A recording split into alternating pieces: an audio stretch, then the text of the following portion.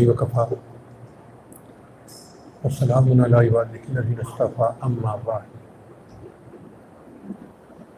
قرآن مجید فرقان حمید اللہ رب العزت کا کلام ہے اور یہ کلاموں کا بادشاہ ہے۔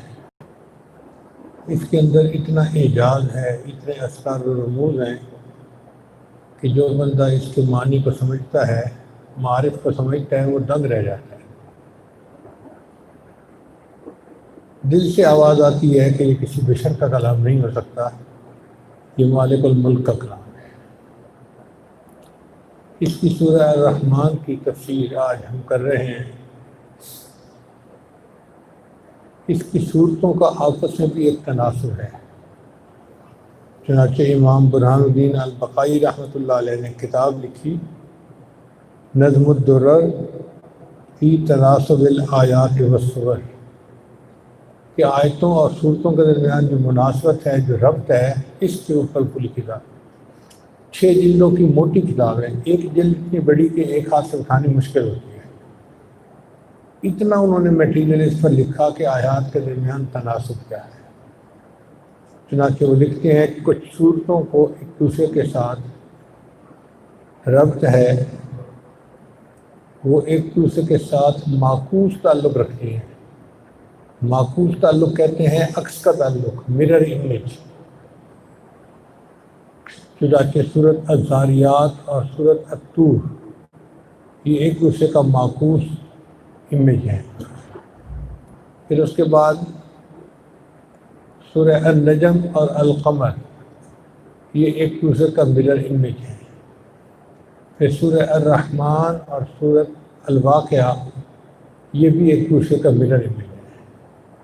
مرر امیج سے کیا مراد کہ ایک صورت میں اگر ایک مضمون چل رہا ہے اور 5 نکات ہیں، 1 2 3 4 5، تو دوسری صورت میں 5 4 3 2 1 کی ترتیب ہوگی۔ وہی مضامین ہوں گے مگر ترتیب الٹی ہوگی، جیسے عکس الٹا ہوتا ہے۔ چنانچہ سورہ الرحمن میں سب سے پہلے قرآن مجید کا تذکرہ کیا گیا، الرحمن علم القرآن۔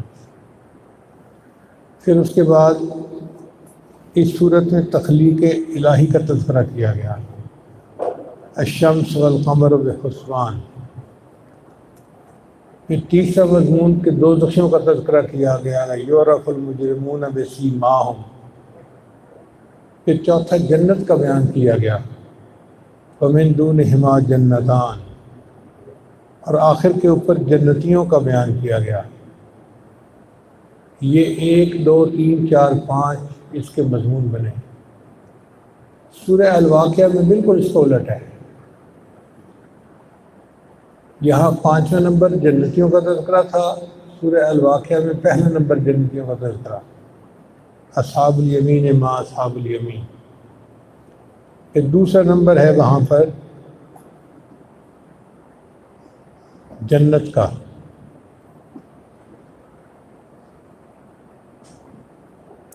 فی سدر مخضود وطلح منضود وظل ممدود۔ پھر اس کے بعد تیسرا ان کا تذکرہ ہے دوزخیوں کا، اصحاب الشمال ما اصحاب الشمال۔ پھر چوتھا ہے تخلیق الہی کا بیان، افرأیتم الماء الذی تشربون افرأیتم النار التی تورون۔ اور پھر 5واں تذکرہ ہے اصحاب الیمین کا، نہ عظمت قرآن کا۔ تو سورہ الرحمن میں پہلا نمبر تھا عظمت قرآن کا، اور سورہ الواقعہ میں 5واں نمبر عظمت قرآن۔ انہ لقول رسول کریم ذی قوت عند ذی العرش مکین مطاع ثم امین۔ پھر بعض مفسرین نے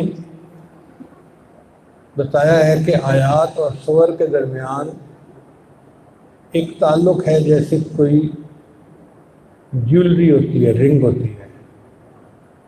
رنگ جو انگلیوں میں عورتیں پہنتی ہیں وہ ایک طرف سے بننی شروع ہوتی ہیں اور پتلے سے موٹے سائڈ پہ آتی ہیں، پھر درمیان میں ایک اس کا موٹا پتھر لگا ہوتا ہے، پھر دوسری سائڈ سے اس طرح موٹے سے واپس پتلے کی طرف چلی جاتی ہے۔ اسی طرح گلے کا ہار بھی بنتا ہے جس کو نیکلس کہتے ہیں، تو اس چوڑی کا نام ہے رنگ نیکلس چوڑی۔ واقعی قرآن مجید کی کچھ آیات کو اگر غور کریں تو بالکل رنگ اور نیکلس کی چوڑی کے مانند ہے۔ مثال کے طور پہ آیت الکرسی ہے، آیت الکرسی میں پہلی آیت کا ٹکڑا ہے اللہ لا الہ الا هو الحی القیوم،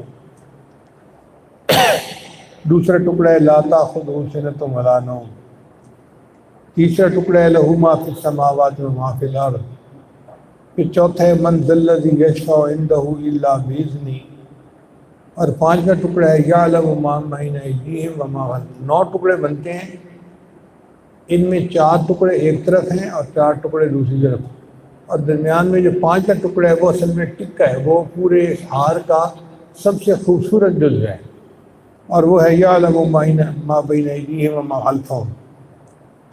پھر آگے چھٹا حصہ آتا ہے ولا یحیطون بشیء من علمہ الا بما شاء۔ اب آپ دیکھیں کہ الا بما شاء ادھر چھٹی حصے میں آتا ہے اور ادھر چوتھے حصے میں آتا ہے الا باذنہ، مضمون بالکل ایک جیسا ہو گیا ہے۔ پھر یہاں پر چھٹے حصے میں 7ویں حصے میں آتا ہے وسع کرسیہ السماوات والارض، تو سماوات والارض کا تذکرہ ہے، اور اگر اوپر دیکھیں تو تیسرے حصے میں لہو ما فی السماوات و ما فی الارض، اس میں بھی سماوات اور عرض کا تذکرہ ہے۔ پھر اگر نیچے دیکھیں تو ولا یعودہ حفظہما، مضمون ہے لا یعودہ، اس کے اوپر کوئی بوجھ نہیں ہے، اور اوپر دوسری آیت کا ٹکڑا دیکھیں تو وہ ہے لا تأخذہ سنۃ ولا نوم، اس کو نہ نیند آتی ہے نہ اونگ آتی ہے، تو لا یعودہ اور لا تأخذہ ایک جیسا مضمون دونوں ہے۔ پھر اگر قرآن مجید کا اس کا آیت کا پہلا ٹکڑا دیکھیں تو وہ ہے اللہ لا الہ الا هو الحی القیوم، یہ هو الحی القیوم اللہ کے نام ہیں، اور اگر اس کا آخری ٹکڑا دیکھیں تو وہ ہے وهو العلی العظیم، وہ بھی اللہ کے اسماء الحسنی کا تذکرہ ہے۔ تو صاف پتہ چلتا ہے کہ 5ویں آیت ٹکڑا جو تھا وہ درمیان میں ایک ٹکا تھا، اصل مقصد تھا جو بتانا تھا، جس نے اس پورے کلام کو سجانا تھا، وہ اصل پیغام تھا، اور باقی کلام کو ایک طرف جو ہے وہ پرویا گیا اور پھر اسی طرح کے کلام کو دوسری طرف پرویا گیا۔ تو یہ آیت ایک ہے مگر اس میں بھی وہی آرن تھیوری اپلائی ہوتی ہے۔ پھر اس کے بعد ہے سورت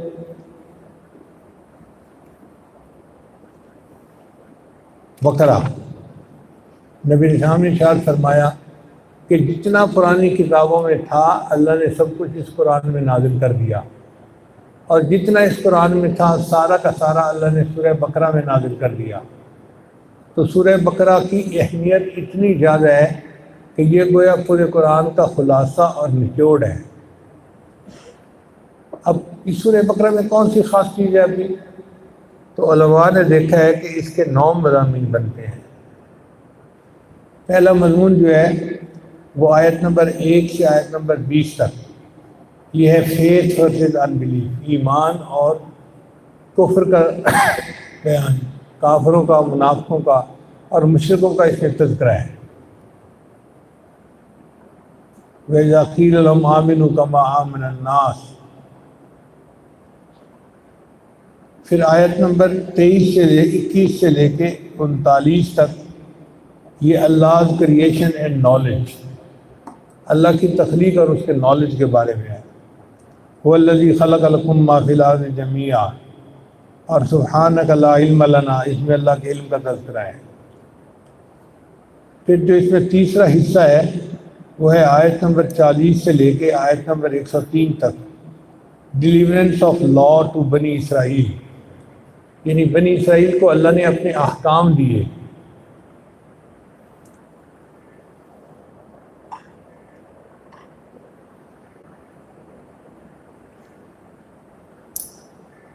جیسے قرآن کی آیت ہے وَلَا تَلْبِسُوا الْحَقَّ بِالْبَاطِلِ وَتَكْتُمُوا الْحَقَّ وَأَنْتُمْ تَعْلَمُونَ۔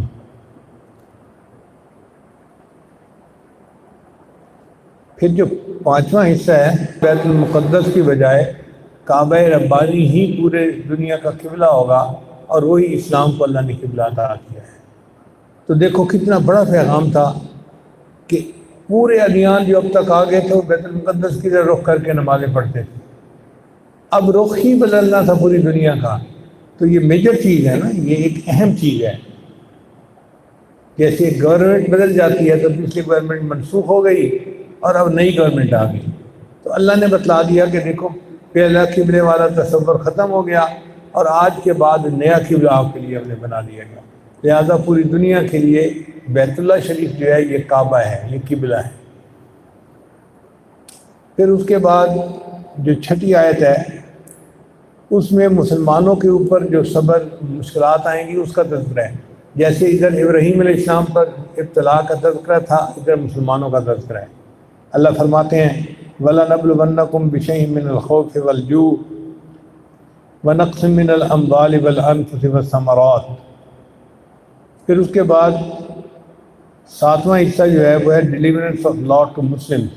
اللہ نے مسلمانوں کو احکام بتائے ہیں، کتب علیکم القصاص فی القتلى۔ پھر آٹھواں حصہ جو ہے وہ اللہ تعالیٰ کی کریشن اور اس کے نالج کے بارے میں ہے۔ اللہ لا الہ الا هو الحی القیوم لا تأخذہ سنۃ ولا نوم۔ یہ آیت نمبر 254 سے لے کے 284 تک ہے۔ پھر آخر میں دو آیتیں رہ جاتی ہیں، 285 اور 286۔ یہ پھر فیتھ ورسز ان بلیف۔ جیسے ادھر پہلا گروپ تھا فیتھ ورسز ان بلیف کا، تو آخری گروپ پھر وہی ہے۔ اللہ فرماتے ہیں آمن الرسول بما انزل الیہ من ربہ والمؤمنون۔ تو اس سے پتہ چلتا ہے کہ واقعی آرین تھیوری بالکل اس کے اوپر فٹ بیٹھتی ہے کہ اللہ تعالیٰ نے اس صورت کے مضمون کو ایسا بنایا کہ دیکھنے میں بھی ایسے لگتا ہے جیسے کوئی زیور خوبصورت ہوتا ہے۔ یہ قرآن مجید کی آیات اور صورتیں بھی زیور کی طرح خوبصورت ہیں، سجی ہوئی ہیں، جو ان کو پڑھتا ہے اس کا دل لطف اٹھاتا ہے، اور جو اس کے مضامین کو سمجھتے ہیں ان کا دل گواہی دیتا ہے کہ یہ بندوں کا کلام نہیں، یہ اللہ رب العزت کا کلام ہے۔ یہ تو تھا اس صورت سے پہلے کے بارے میں جو باتیں۔ اب ہم نے صورت الرحمن کی تفسیر کرنی ہے۔ صورت الرحمن سے پہلے صورت القمر تھی۔ القمر صورت کے اندر چاند کے دو ٹکڑے ہونے کا معجزہ بیان کیا گیا۔ مفسرین نے لکھا ہے کہ سورہ قمر کے اندر اللہ کی ہیبت اور جبروت کا تذکرہ ہے، اور اللہ تعالیٰ کی ہیبت اور جبروت کا تقاضا ہے کہ چاند جیسے ایک کرے کو دو ٹکڑے انگلی کے اشارے سے کر کے دکھا دیا جائے، تو اللہ نے چاند کے دو ٹکڑے ہونے کا اشارہ اسی صورت میں کیا۔ اللہ نے اپنی جلالت شان دکھائی، عظمت دکھائی، میں اتنا بڑا ہوں، میرے محبوب انگلی کا اشارہ کریں گے تو چاند کے دو ٹکڑے ہو جائیں گے۔ یہ کوئی چھوٹی سی بات نہیں تھی، بہت بڑی بات تھی۔ پھر اس صورت میں اللہ تعالیٰ کی ہیبت اور جبروت کا تذکرہ اس طرح سے بھی ہے کہ اللہ تعالیٰ نے ایمان والوں کو ڈانٹے دیے ہیں۔ فَكَيْفَ كَانَ عَذَابِي وَنُذُرِ، جن پہلی قوموں پر عذاب ہے ان کا تذکرہ کے کہا کہ دیکھا ہم نے کیسے ان کی مرمت کی، ہم نے کیسے ان کی صفائی کی، ہم نے کیسے ان کی دھلائی کی، ہم نے کیسے ان کو عذاب دیا۔ تو یہ ہیبت اور جبروت کا تذکرہ ہے کہ اللہ تعالیٰ اپنی عظمت دکھاتے ہیں کہ دیکھو میں نے پہلے نافرمانوں کی کیا گت بنائی، اگر تم نافرمانی کرو گے تمہاری بھی اسی طرح گت بنے گی۔ پھر اس کے بعد اس صورت کو اللہ نے ختم کیا سورہ قمر کو فی مقعد صدق عند ملیک مقتدر۔ ایک بڑا اقتدار والا بادشاہ ہے جس کے مجلس میں لوگ ہوں گے۔ اب اقتدار والا بادشاہ یہ اس صورت کا اختتام تھا۔ وہ اقتدار والا بادشاہ کون ہو سکتا ہے؟ تو سورہ الرحمن میں اللہ نے ذکر شروع کیا الرحمن، کہ وہ رحمان ہے جو اقتدار والا بادشاہ ہے۔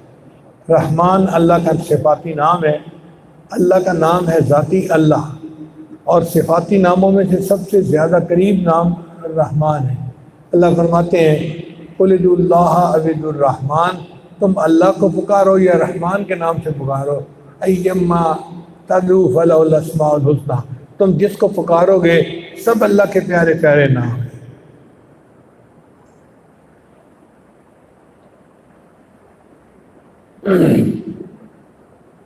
اللہ تعالیٰ کی رحمت کے دو نام ہیں، ایک ہے رحمان اور ایک ہے رحیم۔ دو رحمتوں کے ناموں کا کیا مقصد تھا؟ دیکھیں، دو صفتیں الگ الگ ہوتی ہیں۔ ایک ہوتی ہے بندے کا امیر ہونا، یہ الگ صفت ہے، اور ایک ہوتا ہے بندے کا سخی ہونا، یہ الگ صفت ہے۔ کئی مرتبہ بندہ امیر تو ہوتا ہے، سخی نہیں ہوتا، تو امیری کس کام کی؟ اور کئی مرتبہ بندہ سخی تو بڑا ہوتا ہے، پلے کچھ نہیں ہوتا، تو اس کی سخاوت کس کام کی؟ مزہ تو جبھی ہے نا کہ امیر بھی ہو اور سخی بھی ہو۔ تو اللہ تعالیٰ کی رحمت کی کوئی انتہا نہیں، اللہ رحیم ہے، اور اللہ کی یہ رحمت اپنے پرائے ہر کسی کے اوپر برس رہی ہے، اللہ رحمان ہے۔ تو یہ دونوں صفتیں اللہ کے اندر موجود ہیں۔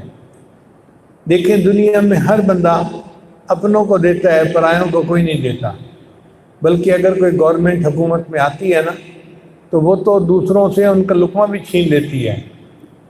اگر وہ نوکریاں دیتی ہے تو اپنوں کو، اگر کوئی سکیمیں دیتی ہے تو اپنوں کو، سب کچھ اپنوں کو، اور دوسروں کو تو بس جیل میں ڈال کے بند کر دیتے ہیں۔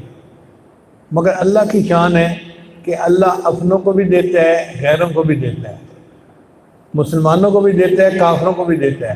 آپ بتائیے، کافروں کو اولاد کون دیتا ہے؟ اللہ دیتا ہے۔ کافروں کو دنیا میں کھانے کا رزق کون دیتا ہے؟ کافروں کو دنیا میں عزت کون دیتا ہے؟ تو اللہ وفاداروں کو بھی دیتا ہے، غداروں کو بھی دیتا ہے۔ یہ اللہ ہی کی شان ہے، اللہ کے سوا کوئی اور ایسا نہیں ہو سکتا، ممکن ہی نہیں۔ اس لیے رحمان کا لفظ مخلوق کے اوپر استعمال نہیں ہو سکتا، رحیم کا لفظ استعمال ہو سکتا ہے۔ چنانچہ نبی علیہ السلام کے جو 99 نام ہیں ان میں رحیم نام بھی ہے، رؤوف الرحیم۔ رحمان کا نام استعمال نہیں ہو سکتا، وہ فقط اللہ کی ذات ہے۔ تو اللہ نے فرمایا الرحمن، یہ اللہ کا نام ہے۔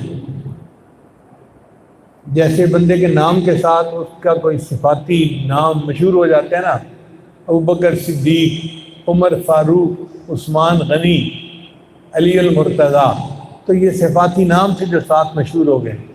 اسی طرح الرحمن اللہ کا صفاتی نام ہے، اللہ ذاتی نام ہے، اللہ الرحمن، تو رحمان اللہ کا صفاتی نام ہے۔ اللہ نے اس سورت کی ابتدا کی الرحمن سے، کہ رحمان کون ہے؟ علم القرآن، جس کے قرآن کو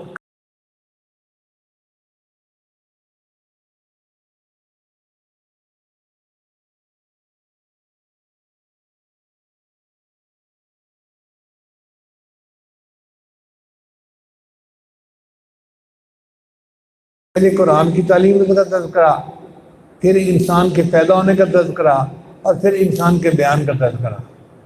اس ترتیب میں بھی حکمت ہے۔ ایک ہے ترتیب مرتبی۔ ترتیب مرتبی کیا؟ کہ علم القرآن کا مصداق مخاطب کون تھے؟ نبی علیہ السلام تھے۔ اللہ نے قرآن کن کو سکھایا؟ نبی علیہ السلام کو سکھایا۔ اور خلق الانسان کا مصداق آدم علیہ السلام تھے، اور علمہ البیان کا مصداق ساری انسانیت تھی۔ اب اگر درجہ بندی کی جائے تو سب سے اوپر درجہ آئے گا نبی علیہ السلام کا، پھر آئے گا آدم علیہ السلام کا، اور پھر آئے گا اولاد آدم کا۔ ترتیب ایسی بنے گی نا۔ تو اللہ نے ترتیب مرتبی کا خیال رکھا، پہلے فرمایا علم القرآن، پھر فرمایا خلق الانسان، پھر فرمایا علمہ البیان۔ تو سمجھ آ گئی کہ قرآن کا تذکرہ تخلیق سے پہلے کیوں کیا گیا۔ یہاں پر ایک سوال ذہن میں پیدا ہوتا ہے کہ سورہ الرحمن میں اللہ تعالیٰ نے قرآن کا تذکرہ، علم کا تذکرہ پہلے کیا اور انسان کی پیدائش کا تذکرہ بعد میں کیا۔ مجھے معاف کیجیے گا، شوگر کی وجہ سے منہ بالکل خشک ہو جاتا ہے، تو ایسے جیسے زبان چپک جاتی ہے تو بولنا مشکل ہوتا ہے، تو میں لبریکیٹ کرنے کے لیے پھر تھوڑا سا پانی پی لیتا ہوں، ورنہ بےدبی نہیں کر رہا کہ مجھے پیاس ہو اور میں قرآن پاک کی درس کے دوران پانی پیتا رہوں۔ ڈاکٹر کہتے ہیں یہ آپ کے لیے دوائی کی مانند ہے، تو آپ ایک ایک گھونٹ لے لیا کریں تاکہ آپ کی زبان سے الفاظ ادا ہو سکیں، ورنہ تو حروف بولنے مشکل ہو جاتے ہیں۔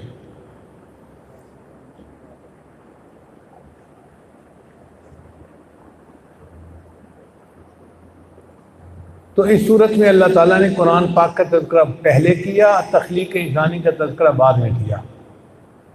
الرحمن علم القرآن خلق الانسان علمہ البیان، لیکن سورہ علق میں ترتیب مختلف ہے۔ اس میں اللہ فرماتے ہیں اقرأ بسم ربک الذی خلق خلق الانسان من علق اقرأ وربک الاکرم الذی علم بالقلم علم الانسان ما لم یعلم۔ وہاں تخلیق کا تذکرہ پہلے ہے، علم کا تذکرہ بعد میں ہے، تو یہ تو ایک دوسرے کی ضد ہو گئے، ایک دوسرے سے بالکل مختلف بات ہو گئی۔ یہاں علم پہلے تخلیق بعد میں، وہاں تخلیق پہلے علم بعد میں، تو آخر اس میں بھی کوئی راز ہوگا۔ تو مفسرین نے راز کو بھی کھولا، ان کا العلم علمان، علم دو طرح کے ہوتے ہیں، ایک ہوتا ہے علم الادیان اور ایک ہوتا ہے علم الابدان۔ ایک ہوتا ہے دین کا علم، ایک ہوتا ہے بدن کا علم، جس کو ہم مادی علم کہتے ہیں نا، سائنسی علم کہتے ہیں، وہ مادے کا علم ہے، وہ بدن کا علم ہے، علم الابدان کہلاتے ہیں۔ تو سائنس کا علم علم الابدان کہلایا اور قرآن کا علم علم الادیان کہلایا۔ تو فرق یہ ہے کہ سورہ الرحمن میں اللہ نے علم ادیان کا تذکرہ کیا تھا، علم قرآن کا تذکرہ کیا تھا، وہ انسان کی پیدائش سے مقدم ہے اور اس پر فضیلت رکھتا ہے، اور انسان کی پیدائش علم سائنس کے اوپر فضیلت رکھتی ہے۔ اس لیے سورہ الرحمن میں علم پہلے تخلیق بعد میں، اور سورہ علق میں تخلیق پہلے اور سائنسی علم اس کے بعد میں۔ اب اس سے پتہ چل جائے گا کہ دین کے علم کی اللہ کے ہاں کتنی اہمیت ہے۔ جو لوگ سائنس پڑھتے ہیں وہ دوسروں کو بے علم سمجھتے ہیں، جاہل سمجھتے ہیں، حالانکہ جاہل تو یہ بیچارے خود ہوتے ہیں، ان کو پتہ ہی نہیں ہوتا اپنی جہالت کا۔ چنانچہ انگریزی لکھے پڑھے لوگ جو ہے نا، یہ مولویوں کو عجیب و غریب نام دیتے ہیں، کسی کو مولوی کا، کسی کو ملونٹا کا، کسی کو مسجد کا مینڈا کا، باتیں کرتے ہیں۔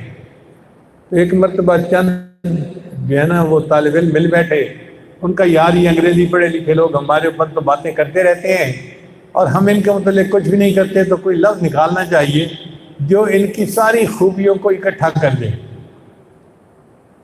تو انہوں نے مل کے ایک لفظ بنایا اور اس کا نام تھا جناب۔ جناب کا کیا مطلب کہ جیم سے جاہل بھی ہوتے ہیں، نون سے نادان بھی ہوتے ہیں، الف سے احمق بھی ہوتے ہیں، اور بے سے بدتمیز بھی ہوتے ہیں۔ تو ایک لفظ جناب کا انہوں نے نکالا، ان کا کہ اب جب بھی انگریزی لکھے پڑے لوگ بات کریں تو آپ کے جناب جناب جناب۔ اب بیچاروں کو کیا پتا کہ کہنے والے ہمیں کیا کہہ رہے ہیں۔ تو بہرحال اللہ رب العزت کے ہاں علم قرآن کی اہمیت ہے، اور انسان کی پیدائش کا اصل مقصد بھی علم قرآن کا حاصل کرنا ہے۔ اب آپ انگریز کی سوچ دیکھیے کہ علامہ شبیر احمد عثمانی جو مفسر قرآن ہیں، جو اتنے بڑا علم رکھنے والے، علم کے پہاڑ ہیں، ان کے ایک مرتبہ قواعد بھرنے تھے تو خانہ آیا کہ کتنے لکھے پڑھے ہیں، تو لکھنے والوں نے لکھا کہ یہ جی جاہل ہیں، لکھے پڑھے ہوئے نہیں ہیں۔ یعنی قرآن مجید کی حدیث کی جو تعلیم تھی ان کی نظر میں کوئی اہمیت ہی نہیں تھی، وہ صرف سائنس کے اور میتھمیٹکس کے پڑھنے کو پڑھنا لکھنا سمجھتے تھے۔ اب جو لوگ عقل کے ایسے اندھے ہوں کہ اتنے بڑے علامہ کو جاہل کہیں، ان سے ہمارا کیا گلہ ہے؟ وہ اپنی قسمت پہ بیٹھ کے روئیں بیچارے۔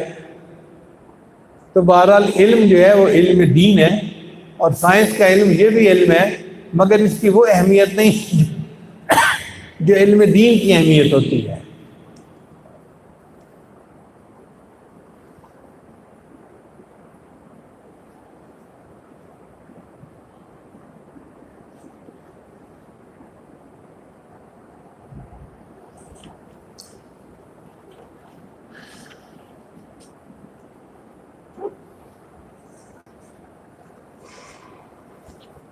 تو فرمایا الرحمن علم القرآن خلق الانسان، انسان کو اللہ نے پیدا کیا۔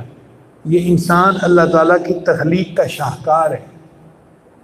ایسا اللہ تعالیٰ نے انسان کو پیدا کیا ہے کہ اس کی جو تخلیق کے اندر خوبیاں ہیں ان کو دیکھ دیکھ کے بندہ حیران ہوتا ہے۔ چنانچہ انسان کے جسم میں کئی نظام ہیں، circulatory system, nervous system, respiratory system, urinary system, digestive system اور ریپروڈکٹیو سسٹم۔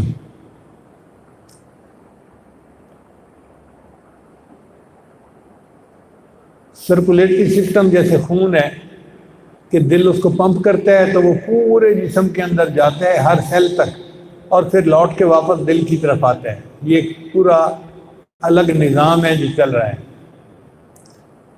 اور نروس سسٹم یہ انسان کے اعضاء کو جو سگنل جاتے ہیں دماغ کی طرف سے، اس کو نروس سسٹم کہتے ہیں۔ رگیں ہوتی ہیں بجلی کی تاروں کی مانند جو انسان کے جسم کو اپنا پیغام پہنچاتی ہیں۔ کل میں نے جب یہ بیان کیا تو چھوٹا بیٹا میرا سیف اللہ ماشاءاللہ میرے پاس آیا، کہنے لگا ابو جی آپ نے کہا کہ انسان کے اندر رگوں کا نظام ہوتا ہے۔ میں نے کہا بالکل ٹھیک نہیں کہا۔ کہنے لگا آپ نے بالکل ٹھیک کہا، لیکن کس موقع پر کس رگ کو دبانا ہوتا ہے یہ صرف بیوی جانتی ہے۔ تو بات تو اس نے ٹھیک کی کہ آدمی کی بیوی کو پتہ ہوتا ہے کہ کس رگ کو کب دبانا ہے۔ پھر ریسپریٹری سسٹم ہے، انسان سانس لیتا ہے، سانس اندر جاتی ہے پھیپھڑے میں واپس آتی ہے۔ پھر یورینری سسٹم ہے کہ انسان کھانا کھاتا ہے اور اس میں سے کچھ حصہ جو ہے وہ پیشاب بن کے جسم سے باہر نکل جاتا ہے۔ پھر ڈائجسٹو سسٹم ہے کہ انسان کھانا کھاتا ہے اور وہ جسم میں جا کے ڈائجسٹ ہو جاتا ہے اور وہ خون کے اندر شامل ہو جاتا ہے، تو یہ ایک الگ سسٹم ہے۔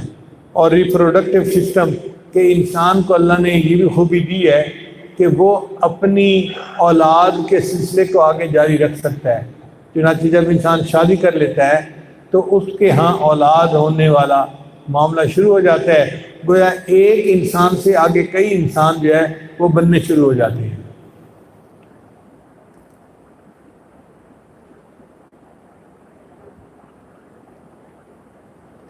انسان کے جسم میں مختلف ریسیپٹر لگے ہوئے ہیں۔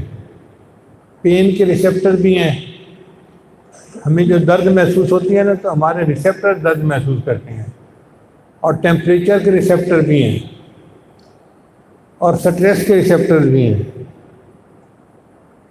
آپ حیران ہوں گے کہ 2 لاکھ ریسیپٹر صرف ٹیمپریچر کے ہیں۔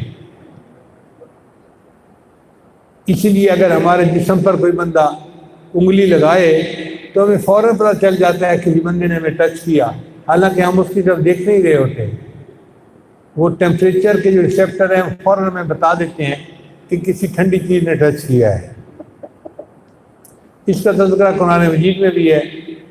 اللہ فرماتے ہیں کہ جہنمیوں کو جہنم کی آگ میں جلایا جائے گا، کلما نضجت جلودہم بدلناہم جلودا غیرہا لیذوقوا العذاب۔ تو جب ان کی جلد جل جائے گی ہم ان کی جلد کو پھر ٹھیک کر دیں گے تاکہ دوبارہ وہ جلیں اور ان کو تکلیف پہنچے۔ تو 1400 سال پہلے جب سائنس کا نام و نشان نہیں تھا، قرآن مجید نے اس وقت بھی بتا دیا کہ انسان کی جلد کے اندر درد کو محسوس کرنے والے ریسیپٹر لگے ہوئے ہیں۔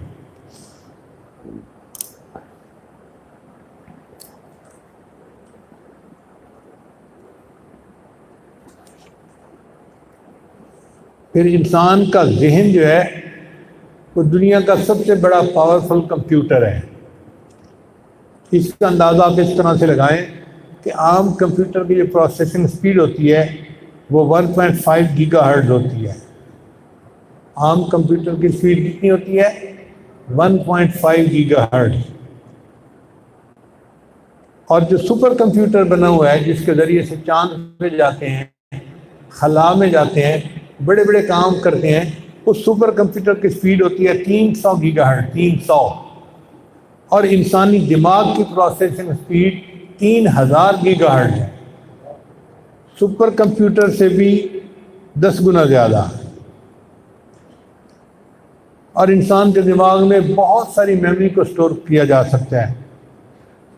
چنانچہ آپ نے ڈسک کی سنا ہوگی کہ یہ 1 گیگا بائٹ کی ڈسک ہے، یہ 2 گیگا بائٹ کی۔ انسان کی جو میموری ہے وہ 2.5 ملین گیگا بائٹ کی ڈسک ہے، 2.5 ملین گیگا بائٹ۔ عقل حیران ہو جاتی ہے کہ اللہ نے انسان کی کھوپڑی میں اتنی بڑی میموری کا یہ نظام کیسے بنا دیا؟ اور اس کا وزن 3 پاؤنڈ سے چھوٹا ہوتا ہے، یعنی انسان کا جو دماغ ہے نا وہ 3 پاؤنڈ کا وزن اس سے کم ہوتا ہے۔ اتنے تھوڑے سے عضو میں اللہ نے اتنی بڑی میموری کو بنا کے دکھا دیا۔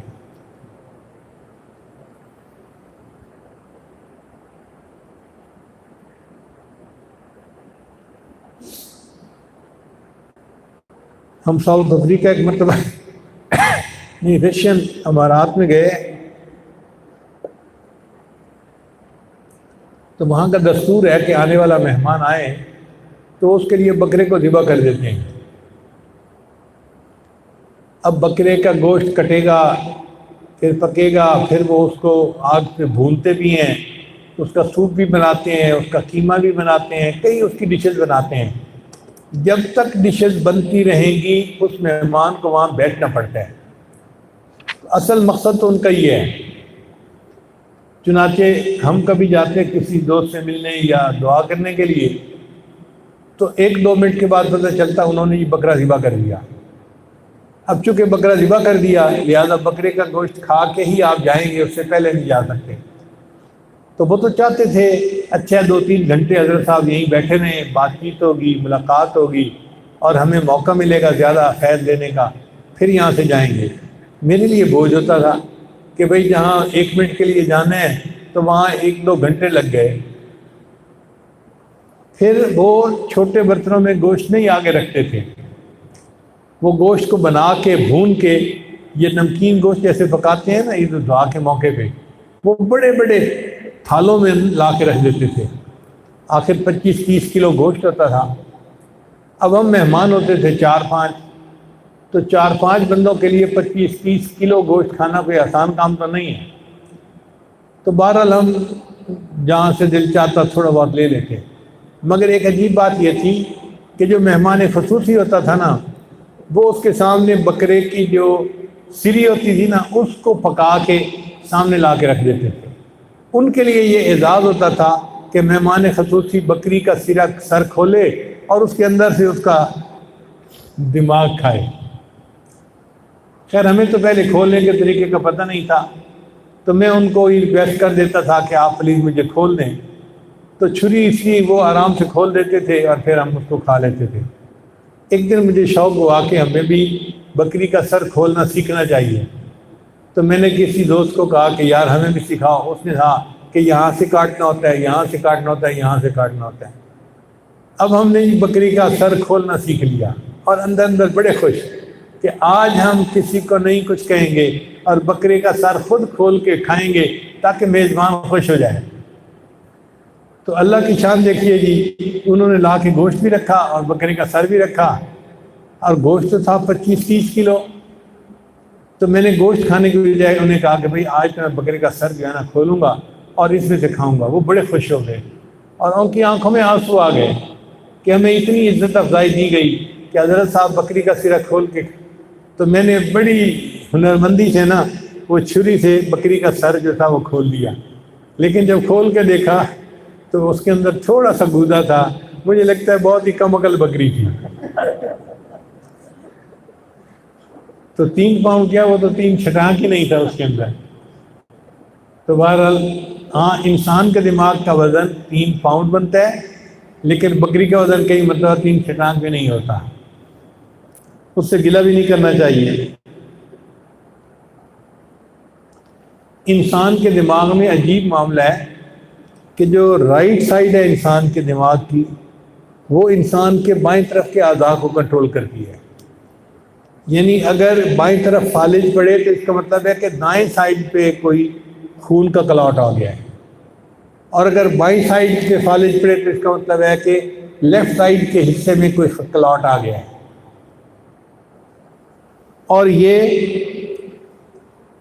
پوری رگیں یوں چلتی ہیں اور پھر جیسے بنڈل بن جاتے ہیں نا، عورتیں اپنی بالوں کی گت بنا لیتی ہیں، اسی طرح یہ بنڈل بن جاتا ہے اور ادھر کا بنڈل جو ہے وہ بن کے ادھر آ کے پھر پھیل جاتا ہے، اور ادھر کا رگوں کا بنڈل بن کے پھر ادھر آ جاتا ہے۔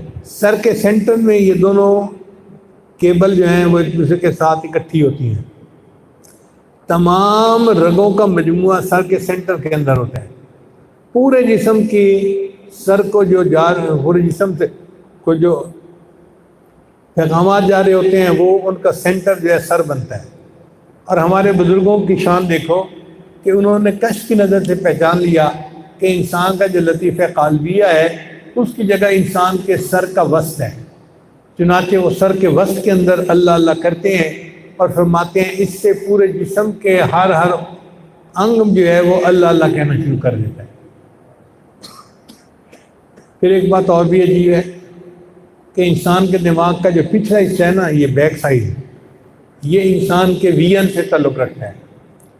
چنانچہ اگر کوئی بچہ یوں پیچھے گرے تو کئی دفعہ بینائی چلی جاتی ہے، یا کسی بندے کے سر کے پیچھے کی طرف کوئی ڈنڈا یا اینٹ ماری جائے یا زخم آ جائے تو وہ بندے کی بینائی چلی جاتی ہے۔ تو سر کے پچھلے حصے کا تعلق بینائی کے ساتھ ہے، اور جو سر کا اگلا حصہ ہے نا، اس کا تعلق انسان کی شہوات کے ساتھ ہے۔ چنانچہ انسان کے اندر جو غصہ ہوتا ہے، جو بڑا پن ہوتا ہے، تکبر ہوتا ہے، یہ ساری چیزوں کا تعلق انسان کے ذہن کے اگلے حصے کے ساتھ۔ اور ہمارے بزرگوں نے کشف کی نظر سے اس کو پہچان لیا، اور انہوں نے آج سے 1400 سال پہلے انسان کو لطیفہ نفس کا سبق دینا شروع کیا اس کی پیشانی کے اوپر، چونکہ دماغ کے اگلے حصے کے یہی سب زیادہ قریب تھی۔ یہاں یہ بات بھی سمجھ لیں کہ اور سلسلوں کے جو مشائخ تھے وہ فرمایا کرتے تھے کہ انسان کا نفس جو ہے وہ اس کے ناف کے نیچے ہے، کیونکہ تمام خرابیوں کی بنیاد وہی حصہ بنتا ہے جو ناف کے نیچے ہے۔ لیکن ہمارے بزرگوں نے کہا کہ نہیں، نفس کی جگہ انسان کا وسط ہے، ماتھا ہے۔ اس پر پھر بڑے دلائل چلتے تھے، ادھر سے بھی دلیلیں، ادھر سے بھی دلیلیں، کئی سو سال یہ دلیلیں چلتی رہیں۔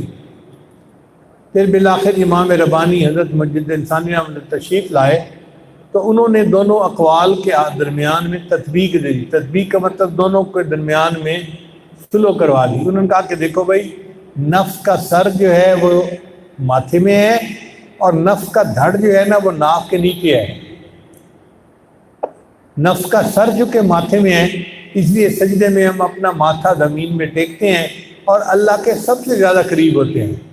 یہ ایسی دلیل تھی کہ جس کو سننے کے بعد پھر باقی مشائخ نے اس پر بحث کرنی چھوڑ دی۔ اب یہ طے شدہ ہے کہ نفس کا سر انسان کے ماتھے میں ہے اور نفس کا دھڑ انسان کے ناف کے نیچے ہے۔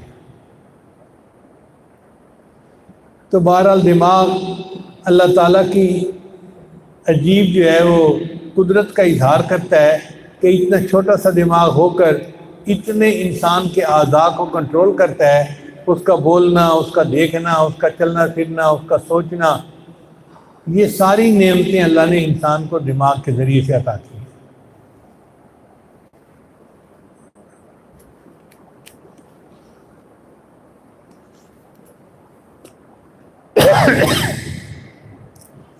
پھر فرمایا علمہ البیان، اللہ نے انسان کو بیان کی صلاحیت بھی عطا فرمائی۔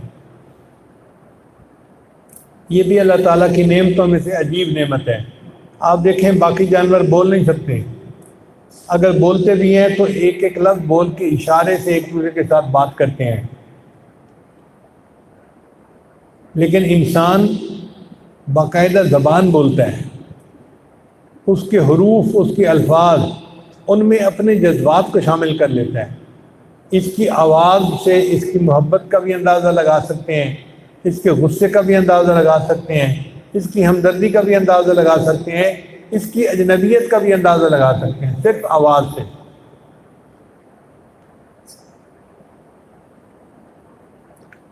تو یہ جو بیان کی صلاحیت ہے یہ اللہ نے فقط انسانوں اور جنوں کو عطا کی، باقی جتنے جاندار ہیں ان کو عطا نہیں کی گئی۔ چڑیوں کو دیکھتے تو چیں چیں کرتی رہتی ہیں، انسان ان کی زبان کو سمجھ ہی نہیں سکتا۔ باقی جانور بھی اسی طرح ایک ایک آواز نکالتے ہیں، آپس میں ایک دوسرے کی بات کو سمجھتے ہوں گے، لیکن انسان نہیں سمجھ سکتا۔ انسان کو اللہ نے اپنا معافی ضمیر بیان کرنے کے لیے اتنا خوبصورت بیان کا طریقہ بتایا کہ انسان بات کرتا ہے، دوسرے تک اپنے جذبات کو پہنچا دیتا ہے۔ پھر انسان بیان کرتا ہے تو دوسرے بندے کو اپنی بات سمجھا دیتا ہے۔ نبی صاحب نے فرمایا ان من البیان لسحر، کہ بیان کے اندر جادو ہوتا ہے۔ اور واقعی کچھ ایسے علماء حضرات ہیں کہ وہ بات کرتے ہیں جو دل میں اتر جاتی ہے اور بندے کے دل کو تسلی ہو جاتی ہے۔ قاری عبدالباسط الصمد ایک مشہور قاری گزرے ہیں، وہ قرآن مجید پڑھتے تھے تو میں حیران ہوتا تھا اللہ آپ نے ان کو کیا نعمت عطا فرمائی ہے۔ جیسے خوبصورتی میں حضرت یوسف علیہ السلام کو اللہ نے نمایاں مقام دیا تھا، اسی طرح آواز کے معاملے میں اللہ نے داؤد علیہ السلام کو بہت زیادہ سریلی آواز دی تھی، لہن داؤدی مشہور ہے۔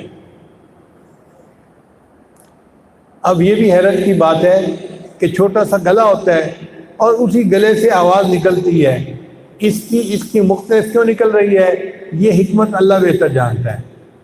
دنیا کے ہر انسان کی آواز دوسرے سے مختلف ہوگی، جیسے تھم پرنٹ انسان کا مختلف ہوتا ہے، آواز بھی اسی طرح مختلف ہوتی ہے اور آواز کو پہچانا جا سکتا ہے۔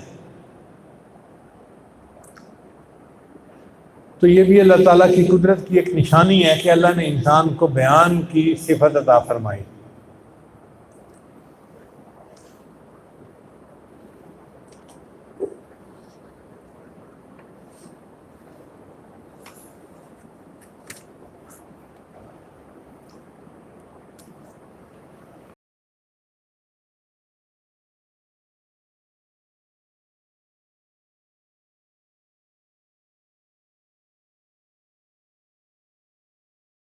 ان کی تفسیر کی جائے گی۔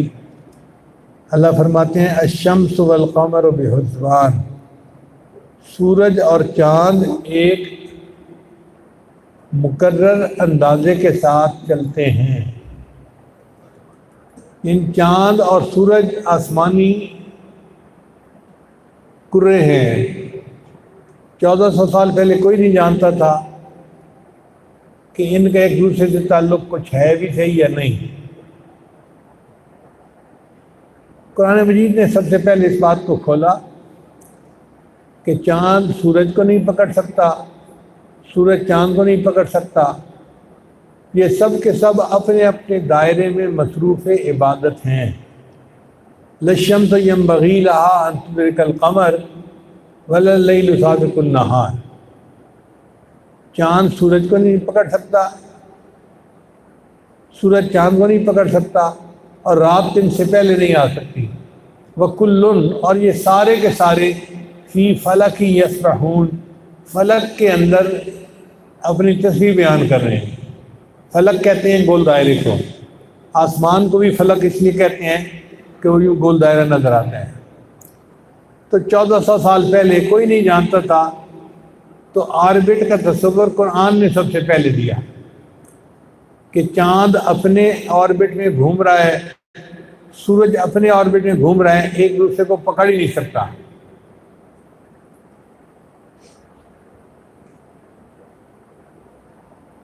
تو اللہ فرماتے ہیں کہ چاند اور سورج ایک اندازے کے مطابق چلتے ہیں، اللہ نے ان کی ایک سپیڈ متعین کر دی ہے، وہ کم زیادہ بھی نہیں ہو سکتی، اور چاند سورج کی اپنی مرضی بھی نہیں، چاہیں تو چلیں اور چاہیں تو نہ چلیں۔ اللہ نے جس ترتیب پر چلایا ہے یہ چلتے رہتے ہیں، اسی لیے اس کے اوپر انسانی زندگی کا انحصار ہے۔ آپ غور کریں تو سورج کے ساتھ ہماری نمازوں کا تعلق ہے۔ ہم جو نمازیں پڑھتے ہیں نا، تو نمازوں کا وقت ہم سورج سے معلوم کرتے ہیں، کسی گھڑی کی ضرورت نہیں۔ آدمی اپنی آنکھ سے سورج کو دیکھے تو اسے نماز کے وقت کا پتہ چل جاتا ہے۔ فجر کی نماز کا وقت ہوتا ہے سورج طلوع ہونے سے پہلے، اس میں کیا گھڑی کی ضرورت ہے بھائی؟ آنکھ سے نظر آ سکتا ہے، دھوپ نکل آئی تو اب فجر کا وقت ختم ہو گیا۔ تو سورج نکلنے سے پہلے پہلے فجر کا وقت، اور ظہر کا وقت جب سورج زوال پذیر ہو جائے، یعنی سورج چڑھتا ہے چڑھتا ہے چڑھتا ہے، پھر ایک وقت ہوتا ہے کہ عین سینٹر میں آ جاتا ہے۔ جب سینٹر سے آگے زوال ہونا شروع ہو جاتا ہے نا، تو ظہر کا وقت اس وقت شروع ہوتا ہے۔ اس کے لیے بھی کسی گھڑی کی ضرورت نہیں. ایک درخت کی چھوٹی سی ٹہنی آپ زمین کے اندر گاڑ دیں تو ٹہنی کا سایہ آپ کو بتائے گا کہ اب سایہ جو ہے لمبا ہے، اب آہستہ آہستہ چھوٹا ہوتا جا رہا ہے، اور اس کے بعد اب سایہ دوسری طرف بڑھنا شروع ہو گیا. تو جب سورج زوال پذیر ہو جاتا ہے تو ظہر کا وقت ہو جاتا ہے. پھر اس کے بعد عصر کی نماز کا وقت، جب سایہ 2 مثل ہو جاتا ہے. 2 مثل سے کیا مراد؟ کہ آپ کے پاس ایک درخت کی ٹہنی ہے جو 1 فٹ اونچی ہے، آپ نے وہ گاڑ دی. اب اس کا سایہ جب 2 فٹ ہو جائے گا نا تو اس کو 2 مثل کہیں گے. تو اس وقت ظہر کا وقت شروع ہو، عصر کا وقت شروع ہو جائے گا. تو جب زوال پذیر ہوا تھا تو ظہر کا وقت، جب سایہ 2 مثل ہو گیا تو عصر کا وقت، اور جب سورج غروب ہو گیا تو مغرب کا وقت. اور جب سورج اتنا دیر سے غروب ہو گیا کہ آسمان پہ ستارے چٹکنے لگے تو اس وقت عشاء کا ٹائم شروع ہو جاتا ہے. تو فجر سے لے کے عشاء تک ہمیں کسی گھڑی کی ضرورت نہیں. اللہ نے آسمان پہ سورج کی گھڑی ایسی بنا دی ہے، ہر بندہ اس سے اپنے وقت کو معلوم کر سکتا ہے. باقی اسلامی جو تقریبات ہیں ان کا تعلق مہینوں کے ساتھ ہے، اور مہینے جو ہیں وہ چاند کے ساتھ دیکھے جاتے ہیں. مثلا چاند دیکھ کر پتہ چلتا ہے اسلامی سال کی ابتدا شروع ہو گئی، محرم کا مہینہ شروع ہو گیا. پھر آگے مہینے آتے جاتے رہتے ہیں. پھر ایک مہینہ آتا ہے ربیع الاول کا، جس میں نبی علیہ السلام کی ولادت مبارکہ ہوئی. پھر آگے اس طرح چلتے رہتے ہیں. پھر 3 مہینے بڑے اہم آتے ہیں، رجب، شعبان اور رمضان. نبی علیہ السلام ان کا انتظار کیا کرتے تھے اور ان کے لیے دعائیں مانگتے تھے. اللہم بارک لنا فی رجب و شعبان و بلغنا رمضان. ہم رمضان کے مہینے میں آخری عشرے کے اندر اس وقت موجود ہیں. پھر اس کے بعد شوال ہوگا،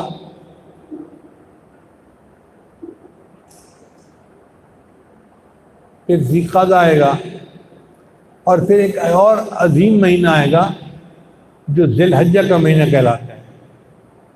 اس کی 10 تاریخ کو عید کا دن کہلاتا ہے، اور 9 تاریخ کو وقوف عرفات میں حاجی اکٹھے ہوتے ہیں اور اللہ سے دعائیں مانگتے ہیں. چنانچہ یہ ذی الحجہ کی پہلی 10 راتیں اتنی عظیم ہیں، اللہ نے قرآن مجید میں ان کی قسم کھائی ہے. اب آپ بتائیں کہ جن راتوں کی اللہ قسم کھائے وہ کتنی عظیم راتیں ہوں گی.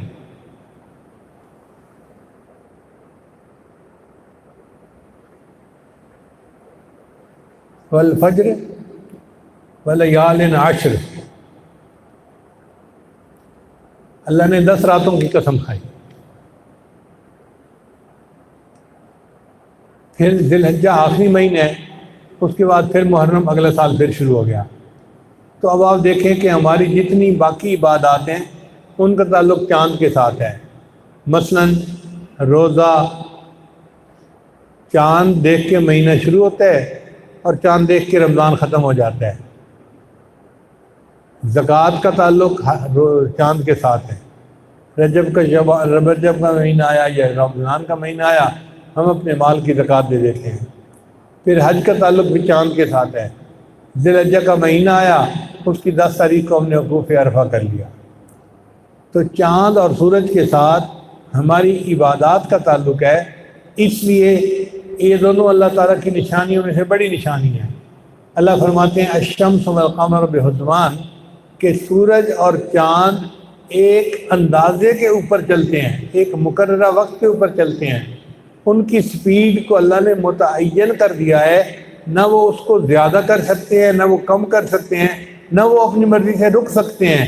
جو ان کو حکم دے دیا گیا وہ اسی کے اوپر چل رہے ہیں. یہ اللہ کی قدرت کی نشانیاں نہیں تو پھر اور کیا ہے.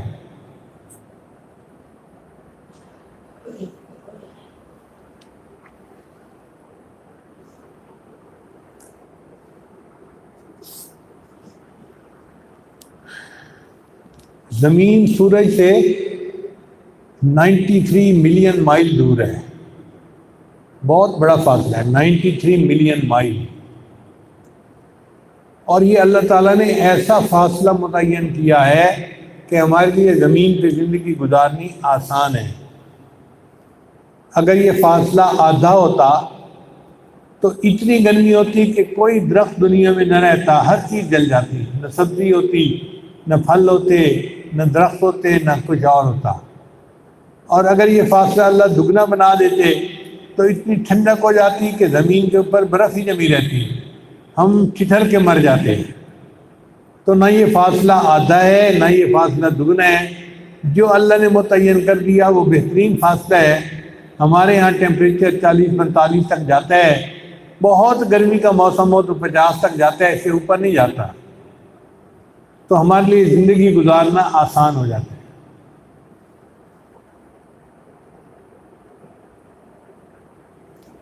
سورج جو ہے وہ چاند سے 400 گنا زیادہ بڑھ رہا ہے، سورج چاند سے 400 گنا زیادہ بڑا ہے، اور سورج چاند کا درمیانی فاصلہ 150 ملین مائل ہے۔ چاند زمین کے گرد گھومتا ہے اور زمین سورج کے گرد گھومتی ہے، اور سورج کے گرد اس کا چکر 365 دن میں مکمل ہوتا ہے اور سال مکمل ہو جاتا ہے۔ اب زمین چونکہ اپنے ایکسس پر 23 ڈگری جھکی ہوئی ہے، اس کی وجہ سے مختلف موسم پیدا ہو جاتے ہیں، سردی کا موسم، گرمی کا موسم، خزاں کا موسم، بہار کا موسم۔ تو یہ سب اللہ کی قدرت کی نشانی ہے۔ مومن کو چاہیے کہ وہ اللہ کی قدرت کی نشانیوں کو دیکھے اور اللہ کی عظمت کا اقرار کرے کہ ربنا ما خلقت ھذا باطلا سبحانک فقنا عذاب النار۔ اللہ آپ نے یہ فضول تو پیدا نہیں کیا، آپ پاک ہیں، ہمارے گناہوں کو معاف کر دیجئے اور ہمیں آگ کے عذاب سے بچا لیجئے۔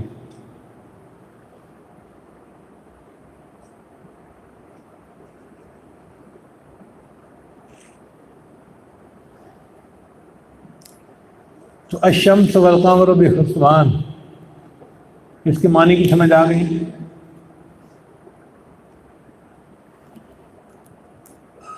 آگے فرمایا النجم والشجر یسجدان۔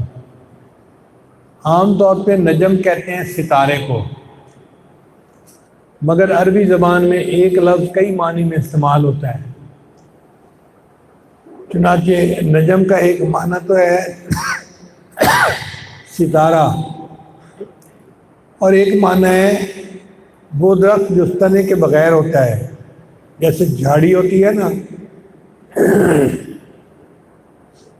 اگتی ہے اور زمین کے اوپر ہی پھیل جاتی ہے، اس کو نجم کہتے ہیں۔ تو شجر کہتے ہیں تنے والے درخت کو، اور نجم کہتے ہیں بغیر تنے والا درخت۔ یہ دونوں اللہ کو سجدہ کرتے ہیں۔ یہاں سے ایک نقطہ اور بھی سامنے آیا کہ اگر کوئی بندہ استاد کے بغیر قرآن مجید کو سمجھنے کی کوشش کرے تو وہ ضرور ٹھوکر کھائے گا۔ اس لیے کہ عام بندے سے پوچھو النجم کے کیا معنی ہے تو وہ اس کا معنی ستارہ ہی کرے گا، لیکن یہاں اللہ کا مقصود ستارہ نہیں ہے، اللہ کا مقصود ہے بے تنے کا درخت، اور یہ استاد ہی بتائے گا۔ تو قرآن مجید کو ذاتی شخصیت سے نہیں پڑھنا چاہیے، استاد سے پڑھنا چاہیے، ورنہ انسان ٹھوکر کھائے گا اور گمراہ ہو جائے گا۔ النجم والشجر یسجدان، بے تنے کے درخت اور تنے والے درخت یہ سارے کے سارے اللہ کو سجدہ کرتے ہیں۔ درخت کیسے سجدہ کرتے ہیں کہ ان کا سایہ چھوٹا بڑا ہوتا ہے، اور قرآن مجید میں ہے کہ ان کا سایہ گویا اپنے رب کے سامنے سجدہ کر رہا ہے۔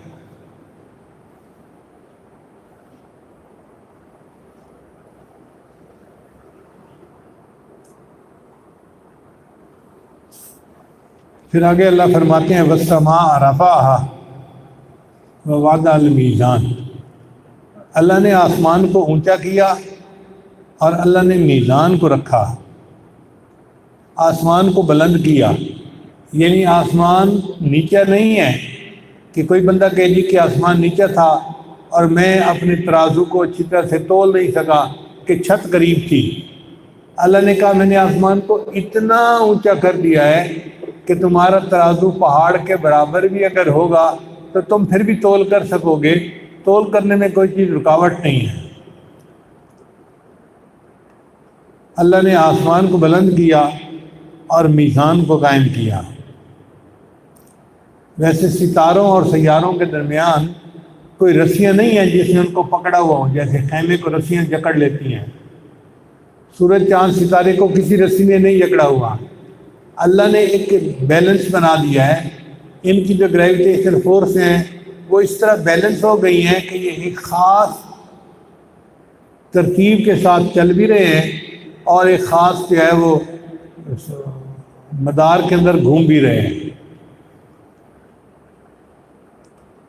جتنا اس پر غور کیا جائے اتنا انسان اللہ کی عظمت کا اقرار کرنے پہ مجبور ہوتا ہے۔ اللہ فرماتے ہیں میں نے آسمان کو اس لیے اونچا کیا اللہ تطغوا فی المیزان، کہ تاکہ تم میزان کے اندر کمی کوتاہی نہ کرو۔ کوئی بندہ یہ نہیں کہہ سکتا جی کہ آسمان قریب تھا اور میرا ترازو بڑا تھا تو میں ترازو کو صحیح تول نہیں سکا۔ اللہ فرماتے ہیں میں نے آسمان کو اتنا اونچا کر دیا کہ تم کو ہمالیہ کے برابر ترازو لے کر آؤ، اس کو بھی تم تول سکو گے، تمہیں آسمان کے نیچے ہونے کی شکایت نہیں ہوگی۔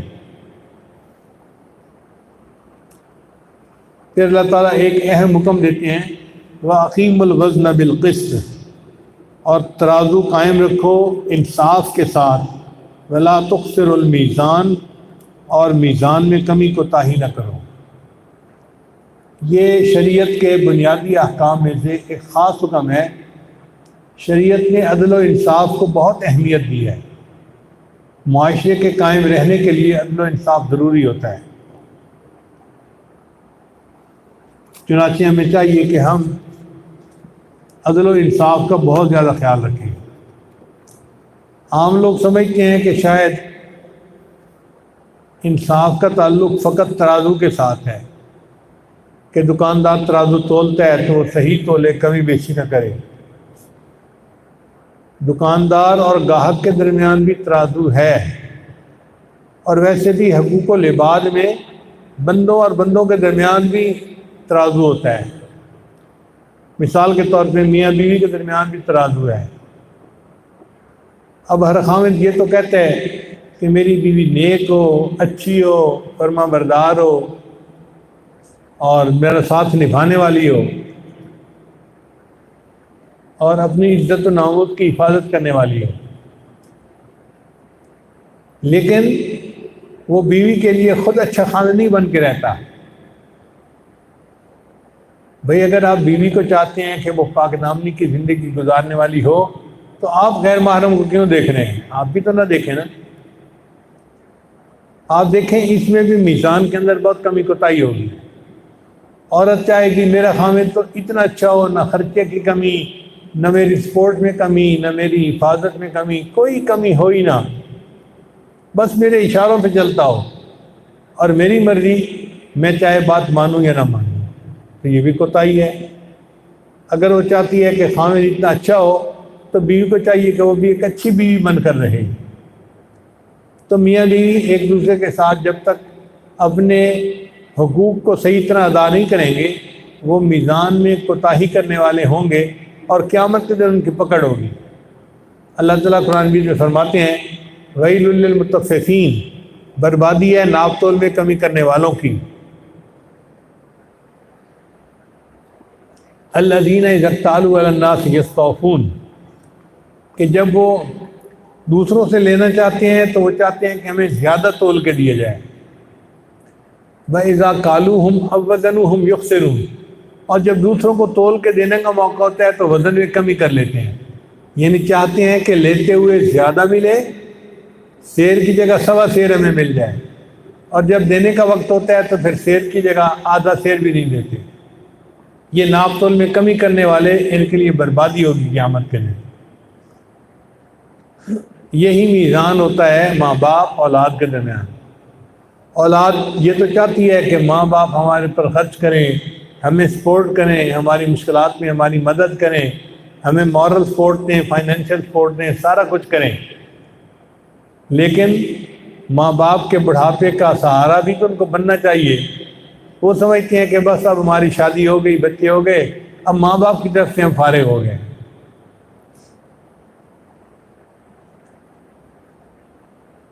اسی طرح اگر ماں باپ یہ چاہتے ہیں کہ اولاد نیک بنے، اچھی بنے اور فرما بردار بنے، تو ماں باپ کو چاہیے کہ اولاد پہ شفقت رکھیں، اور اولاد کو چاہیے کہ ماں باپ کا ادب کرے اور ان کا احترام رکھے، تاکہ میزان میں کمی نہ آئے۔ یہی میزان کا تعلق پڑوسی کے درمیان ہوتا ہے۔ اگر ایک پڑوسی چاہتا ہے کہ میرا پڑوسی مجھے تکلیف نہ دیا کرے، تو اس کو بھی چاہیے کہ یہ دوسرے پڑوسی کو تکلیف نہ دیں۔ تو میاں بیوی کے درمیان بھی تواضع ہے، استاد شاگرد کے درمیان بھی ترازو ہے، بھائی کے درمیان بھی ترازو ہے، پڑوسی کے درمیان بھی ترازو ہے، اور یہ حقوق العباد کا معاملہ بہت زیادہ اہم ہے۔ امام غزالی رحمۃ اللہ نے ایک عجیب واقعہ لکھا ہے۔ وہ فرماتے ہیں کہ ایک بڑے نیک آدمی تھے، ان کی وفات ہو گئی۔ کوئی 10-15 سال کے بعد خواب میں ان کی زیارت ہوئی۔ امام غزالی نے ان سے پوچھا، سنائے جی آگے کیا حساب ہے؟ ان کا بھائی میں نے تو نیکی پہ زندگی گزاری تھی، تو اللہ تعالیٰ نے میرے لیے معافی دے دی، میرے اوپر مہربانی کر دی، لیکن میں ابھی جنت میں داخل نہیں ہو سکا۔ پوچھا وہ کیوں؟ کہنے لگے اس لیے کہ میں نے ایک بندے سے سوئی ادھاری لی تھی اور وہ اس کو دینا بھول گیا تھا۔ اب جب تک میرے جو ورثاء ہیں وہ اس کو سوئی واپس نہیں کریں گے، میں حقوق العباد پورا نہ کرنے کی وجہ سے جنت میں نہیں جا سکتا۔ اب بتائیے کہ سوئی کا معاملہ بھی اتنا اہم ہے کہ اگر ایک سوئی کا بھی ہم نے حساب نہ کیا تو ہم جنت میں نہیں جا سکیں گے۔ اور یہاں تو ماشاءاللہ زمینیں ہڑپ کر جاتے ہیں، مکانوں پہ قبضے کر لیتے ہیں، کاروبار میں پیسے کروڑوں کے ہضم ہو جاتے ہیں، پتہ نہیں کیا کیا ہو جاتا ہے۔ تو حقوق العباد جو ہیں وہ بہت زیادہ اہم ہیں، ان کا بہت زیادہ خیال کرنا چاہیے۔ اگر کسی کے ذمے آتے ہوں تو دنیا میں اس بندے سے معافی مانگ لیں، ان کو دے دیں، ان سے کچھ معاف کروا دیں، قسطیں کروا لیں، اور دنیا میں ہی معاملات کو سلجھا لیں۔ قیامت کے دن ان معاملات کو سلجھانا مشکل ہو جائے گا۔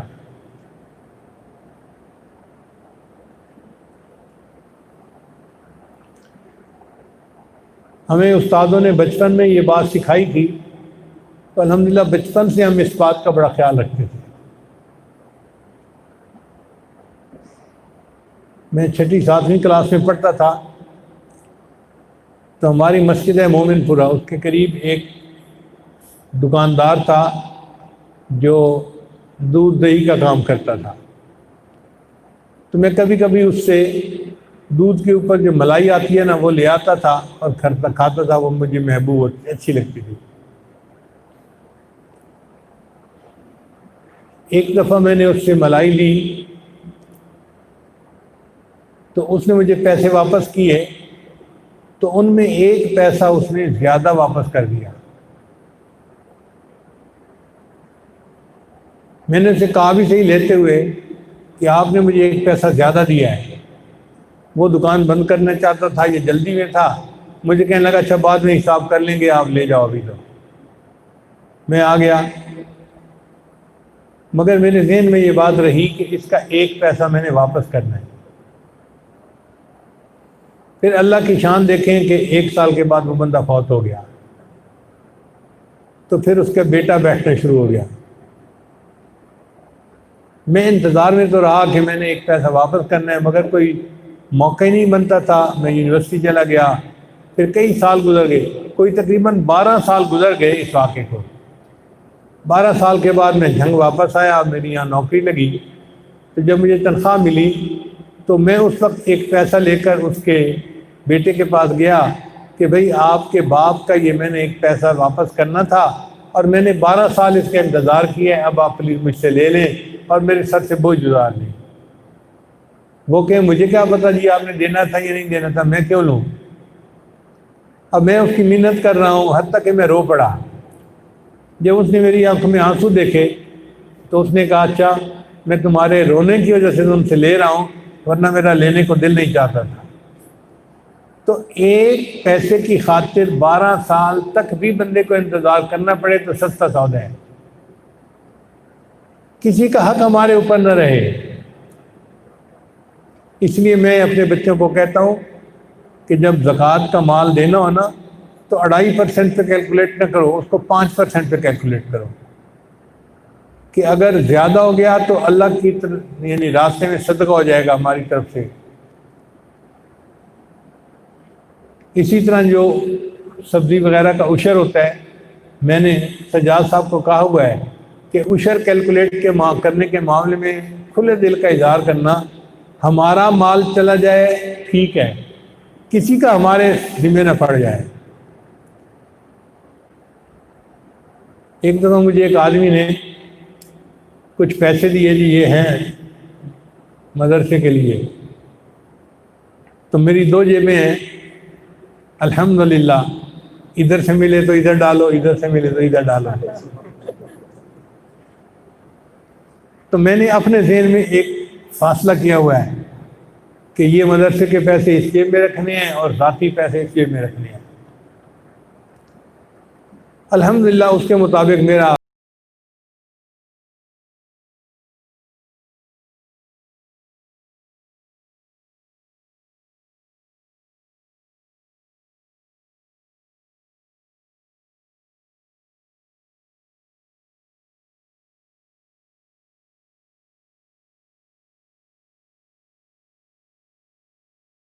ایک جیب کے بعد دوسری جیب کو دیکھتی نہیں ہے، وہ کہتی ہے جب اسی سے مجھے سب کچھ مل جاتا ہے تو مجھے کیا ضرورت ہے تفتیش کرنے کی۔ تو الحمدللہ اس طرح کا انتظام کرتا رہا۔ اب ایک بندہ آیا، اس نے کچھ پیسے دیے وہ میں نے ادھر ڈال دیے، کچھ پیسے دیے وہ میں نے ادھر ڈال دیے۔ مجھے تو ایسے ہی یاد پڑتا ہے۔ کپڑے بدلنے کا وقت آیا تو بیوی نے وہ کپڑے بدلوائے اور جیب کے پیسے نکال کے اکٹھے کر دیے۔ اب مجھے یہ سمجھنے لگے کہ بھئی کون سے پیسے ہیں اور کون سے نہیں۔ تو میں نے بیوی کو کہا کہ وہ میرے پیسے الگ الگ تھے، آپ نے کیوں اکٹھے کر دیے؟ کہنے لگے اب یہ تو غلطی مجھ سے ہو گئی لیکن آپ کریں گے کیا؟ میں نے کہا اس کا آسان طریقہ یہی ہے کہ یہ سارے کے سارے پیسے مدرسے کے ہیں، میرا کیا ہے، اللہ مجھے اور دے دے گا۔ پہلے کون سا میں پسینہ بہا کے کما رہا ہوں، بادشاہوں کی زندگی گزار رہے ہیں، اور اللہ کسی کو بھیجتے ہیں وہ آ کے دے کے رو کے پھر جاتا ہے۔ تو جب اللہ نے اتنی آسانیاں کی ہیں تو ہم کیوں حرص کریں؟ لہذا وہ جتنے پیسے تھے سارے کے سارے میں نے مدرسے کے کھاتے میں ڈال دیے اور الحمدللہ اپنے دل کو مطمئن کر لیا۔ حقوق العباد کے معاملے میں بہت زیادہ محتاط رہنے کی ضرورت ہے۔ چھوٹا سا بھی اگر کسی کا حق ہمارے اوپر رہ گیا تو ہم جنت میں نہیں جا سکیں گے جب تک کہ اس حق کو ادا نہیں کیا جائے گا۔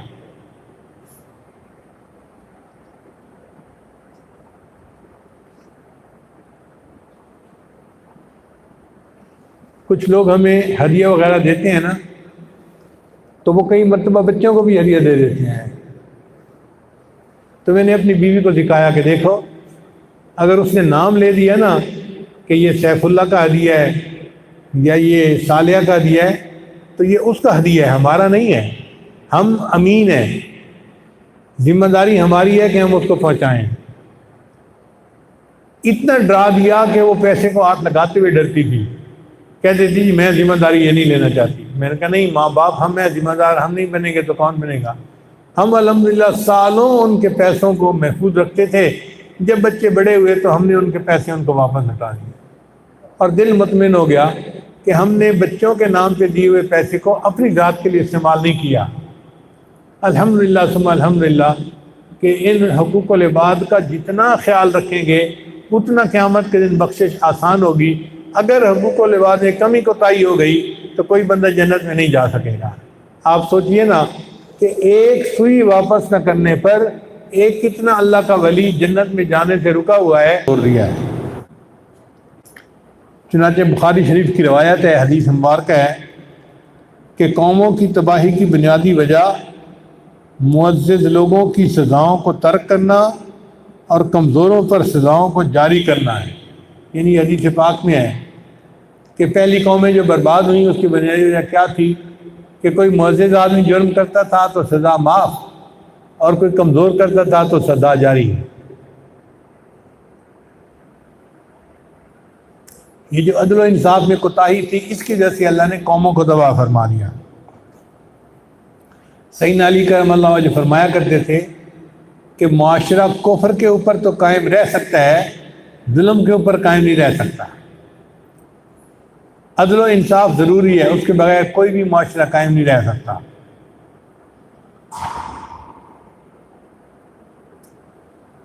ایک چینی فلاسفر تھا کنفیوشس، اس سے کسی نے سوال کیا کہ کسی بھی ملک کو چلانے کے لیے 3 بنیادی چیزیں کون سی ہیں؟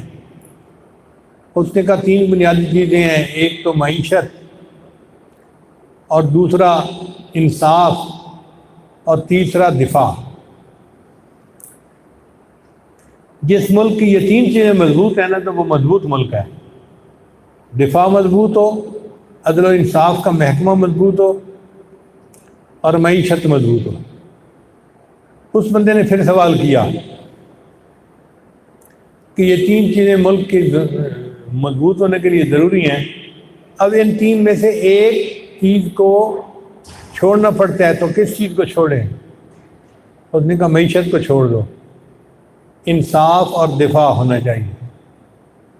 ایک اور آدمی بولا، اس نے کہا اچھا بتائیں کہ اگر ایک اور چیز کو بھی چھوڑنا پڑے تو کس کو چھوڑیں گے؟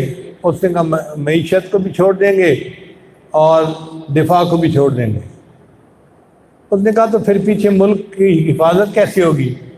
اس نے کہا کہ اگر عدل و انصاف معاشرے میں ہے تو عوام پیٹ پر پتھر باندھ کر بھی کھڑے ہو جائیں گے اور اپنے ملک کی حفاظت کر کے دکھائیں گے۔ انصاف کے بغیر ملک نہیں چل سکتا، دفاع نہ ہو ملک چل جائے گا، معیشت نہ ہو ملک چل جائے گا۔ ویسے اچھا ملک چلنے کے لیے 3 چیزیں ہونی ضروری ہیں۔ اب اللہ کرے کہ اللہ تعالیٰ ہمیں اچھا دفاع بھی دے دے، اچھی معیشت بھی دے دے، اور اچھا انصاف بھی دے دے۔ ویسے سفر تو قریب کا ہو گیا ہے کہ تحریک انصاف تو آ گئی ہے، اب ایک لفظ ہٹنا ہے، پھر باقی انشاءاللہ انصاف رہ جائے گا اور ہماری زندگی بہت اچھی گزرے گی۔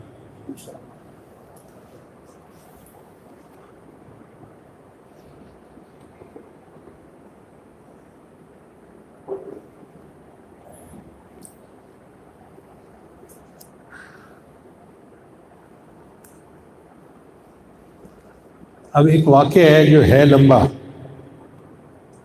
یہ اب آپ بتائیں گے کہ وہ میں سناؤں یا چھٹی کروں؟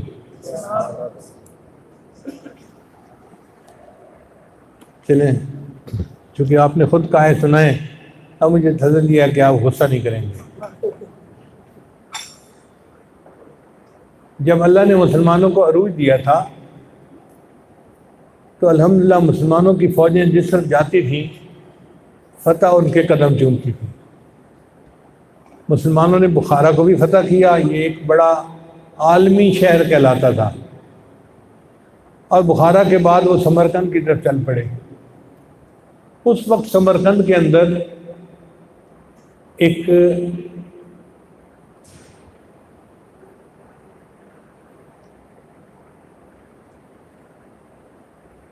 مذہب تھا، جیسے بخشو ہوتے ہیں نا، کیا کہتے ہیں اس مذہب کو؟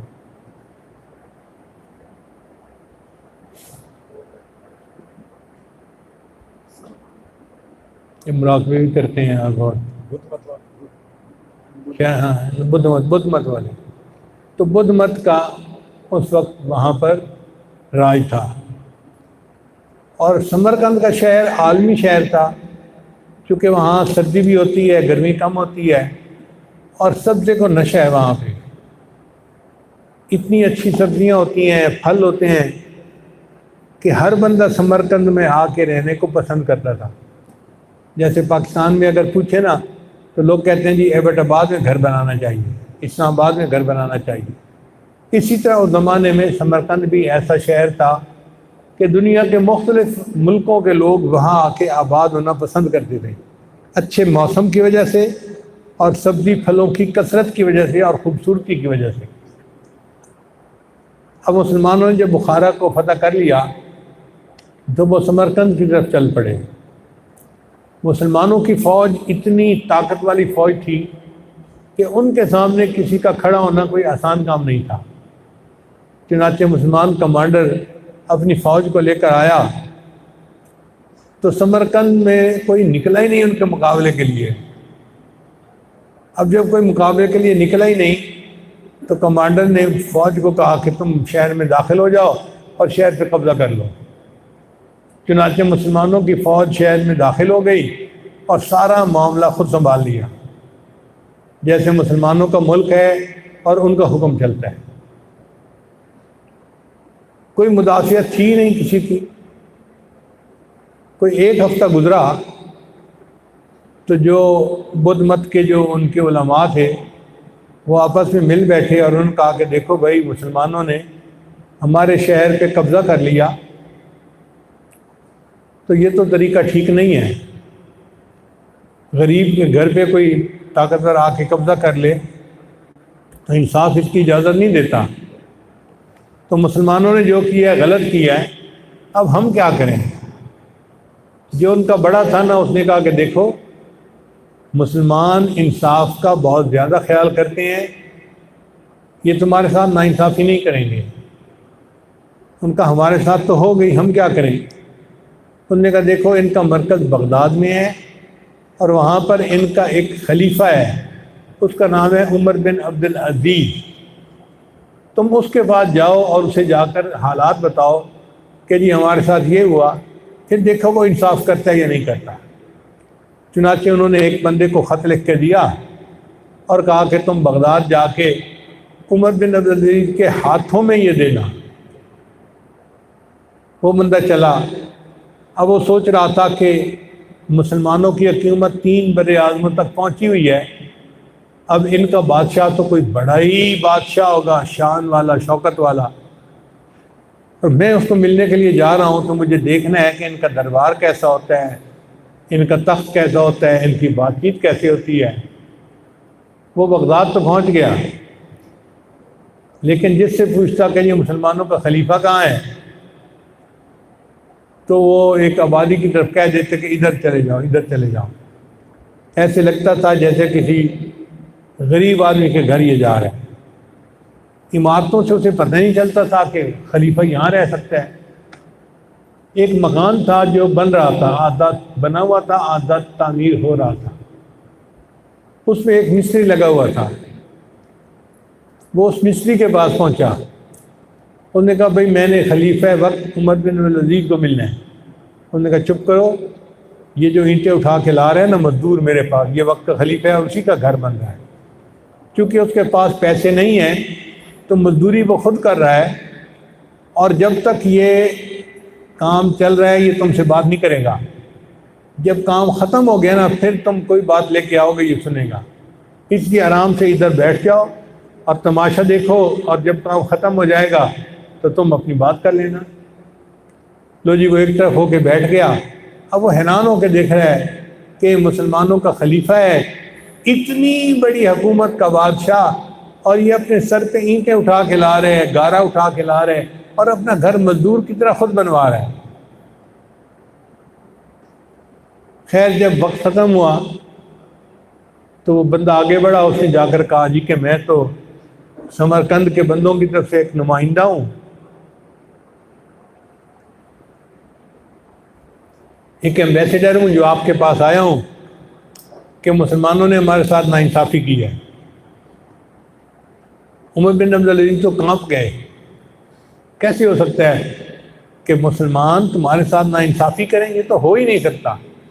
ان کا جناب ہوا تو ایسے ہی ہے، ہم سلو پسند لوگ تھے، مسلمان اپنی فوج کو لے کر آئے، ہم میں سے کوئی ان سے لڑنے کے لیے باہر نہیں نکلا۔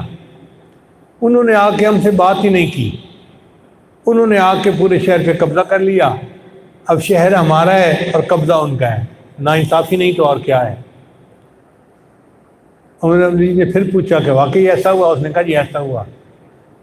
تو عمر بن عبدالعزیز نے اسی کاغذ کی بیک سائڈ کے اوپر چھوٹا سا خط لکھا فوج کے جرنیل کو کہ میں نے سنا ہے آپ نے سمرقند شہر کے اوپر طاقت کے ذریعے قبضہ کر لیا ہے، یہ غلط ہے، تمہیں چاہیے کہ فوراً اپنی فوج کو لے کے سمرقند کو خالی کر دو، پہلی بات۔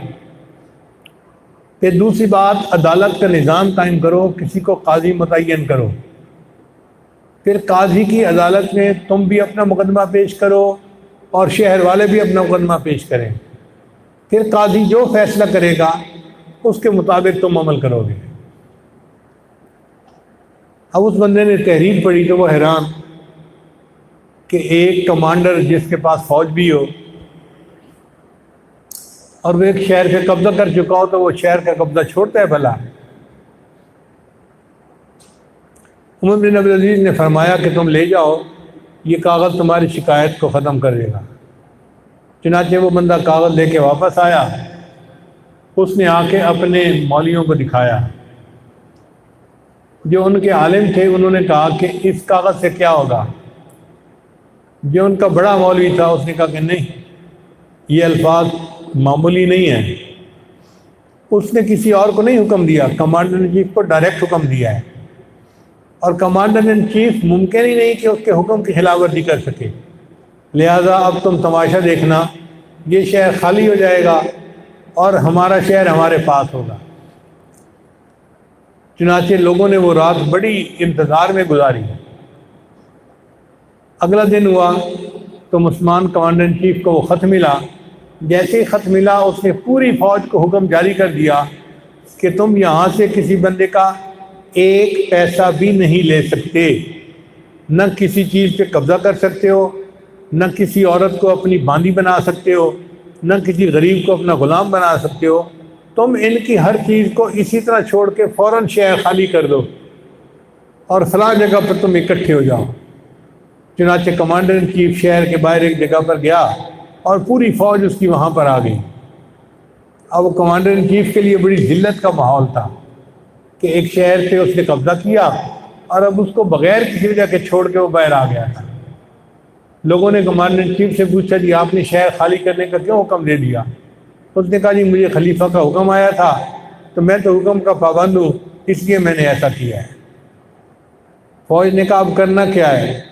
اس نے کہا اب میں عدالت بناتا ہوں اور فلاں بڑے عالم جو ہیں ان کو میں چیف جسٹس بناتا ہوں، قاضی القضاء۔ اب ان کی عدالت لگے گی اور اس میں جو بھی بات آئے گی وہ شریعت کے مطابق فیصلہ کریں گے، انصاف کے تقاضوں کو پورا کرتے ہوئے، اور انصاف کے مطابق ہوگا جو کچھ بھی ہوا۔ چنانچہ قاضی صاحب جو ہیں ان کی عدالت لگ گئی تو قاضی صاحب نے فوج کے کمانڈر ان چیف کو بھی بلا لیا اور ادھر سے شہر کا جو بڑا بندہ تھا اس کو بھی بلا لیا۔ ان کو کہا کہ بھئی اپنا اپنا مسئلہ بیان کرو۔ شہر کے بندے نے کہا جی کہ ہم کمزور لوگ ہیں، ہم نہیں لڑ سکتے، ہم اپنے گھروں کی حفاظت خود نہیں کر سکتے، یہ مسلمان مرنے مارنے والے لوگ ہیں، تلواریں ان کے ہاتھوں میں ہیں، یہ گھوڑوں پہ آئے اور ہم چپ اپنے گھروں میں بیٹھے رہے، انہوں نے ہمارے شہر پہ قبضہ کر لیا، ہماری مرضی نہیں تھی، لہٰذا ہم چاہتے ہیں کہ ہمیں ہمارا شہر واپس کیا جائے۔ تو قاضی نے پوچھا کہ کیا اس وقت شہر میں کوئی فوجی ہے؟ انہوں نے کہا نہیں جی ہم نے دیکھا ہے آج سارے فوجی شہر سے نکل گئے ہیں اور ہمارا شہر اسی طرح ہمیں واپس مل گیا ہے جس طرح یہ پہلے موجود تھا۔ تو قاضی نے کہا کہ پھر اب تمہیں کیا گلہ ہے؟ ان کا ہمیں گلہ یہ نہیں ہے کہ ہمارے اوپر قبضہ کیا گیا، ہم یہ کہتے ہیں کہ یہ مسلمان بس یہاں سے چلے جائیں تاکہ ہمیں دوبارہ ڈر نہ رہے کہ یہ شہر سے قبضہ کر لیں گے۔ چنانچہ قاضی نے حکم دیا مسلمانوں کو کہ شہر والے پسند نہیں کرتے کہ تم یہاں رہو، تم یہاں نہیں رہ سکتے، تم یہاں سے آگے چلے جاؤ کہیں۔ جب قاضی نے یہ حکم دیا تو عوام الناس میں سے ایک بندہ کھڑا ہوا، اس نے کہا قاضی صاحب یہ جو ہمارا بڑا ہے نا یہ اپنی ذاتی بات کر رہا ہے، عوام کی بات نہیں کر رہا، میں عوام میں سے ہوں، میں یہ بات کر رہا ہوں کہ اگرچہ انہوں نے پہلے ہمارے ساتھ برا کیا کہ قبضہ کر لیا، لیکن اب مسلمانوں کے انصاف اور عدل کو دیکھتے ہوئے ہم اس نتیجے پر پہنچے ہیں کہ مسلمانوں سے زیادہ عدل و انصاف ہمیں کوئی نہیں دے سکتا، لہذا ہماری یہ چاہت ہے کہ یہ سارا لشکر شہر میں واپس آ جائے، ہم شہر بھی ان کے حوالے کرتے ہیں اور ہم سب کلمہ پڑھ کے مسلمان بھی بن گئے ہیں۔ تو سمرقند کے لوگ مسلمان بھی بن گئے اور سمرقند کا شہر اللہ نے انصاف کے بدلے مسلمانوں کو عطا بھی فرما دیا۔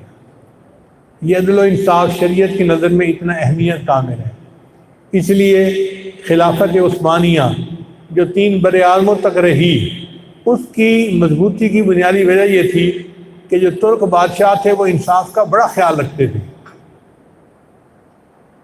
اس عدل و انصاف کی عظمت نے ان کی سلطنت کو 3 برعالموں تک پھیلا دیا تھا۔ دعا ہے کہ اللہ تعالیٰ ہمیں بھی عدل و انصاف کو اپنی زندگی میں قائم کرنے کی توفیق عطا فرمائے۔ وآخر دعوانا ان الحمد للہ رب العالمین۔ دعا سے پہلے توبہ کے کلمات پڑھ لیجئے۔ بسم اللہ الرحمن الرحیم، لا الہ الا اللہ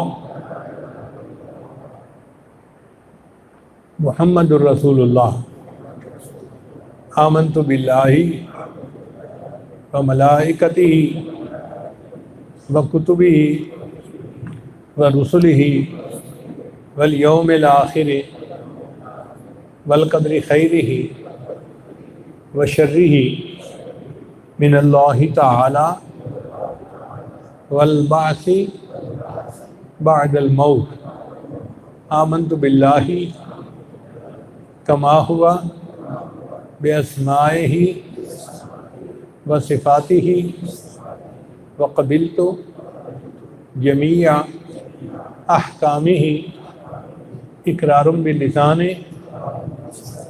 وتصدیق بالقلب، اشہد ان لا الہ الا اللہ واشہد ان محمدا عبدہ ورسولہ، استغفر اللہ ربی من کل ذنب واتوب الیہ برحمتک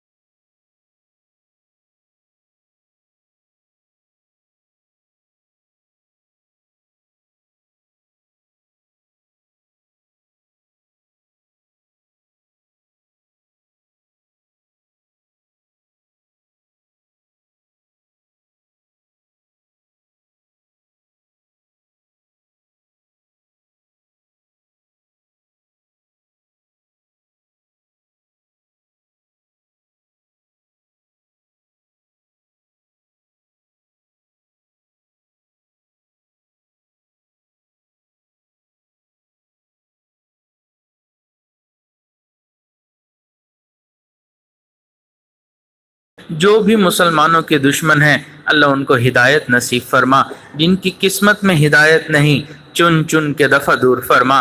اے اللہ جتنے بھی لوگ ہیں اللہ سب کی دلی نیک مرادوں کو پورا فرما۔ اللہ دور بیٹھے جو لوگ ان دعاؤں پر آمین کہہ رہے ہیں اللہ ان کو ان دعاؤں میں حصہ عطا فرما۔ اللہ تمام پریشانیوں کو ختم فرما، اللہ پریشانیوں کو خوشیوں میں تبدیل فرما، اللہ غموں کو ختم فرما۔ اللہ جو بیمار ہیں ان کو شفائے کاملہ عاجلہ مستمرہ دائمی نصیب فرما۔ ظاہری اور باطنی ہر طرح کی بیماری سے ہماری حفاظت فرما۔ اللہ گھریلو زندگی کو اے اللہ جنت کی زندگی کا نمونہ بنا۔ اللہ گھر میں خوشیاں نصیب فرما، اولادوں کی خوشیاں نصیب فرما۔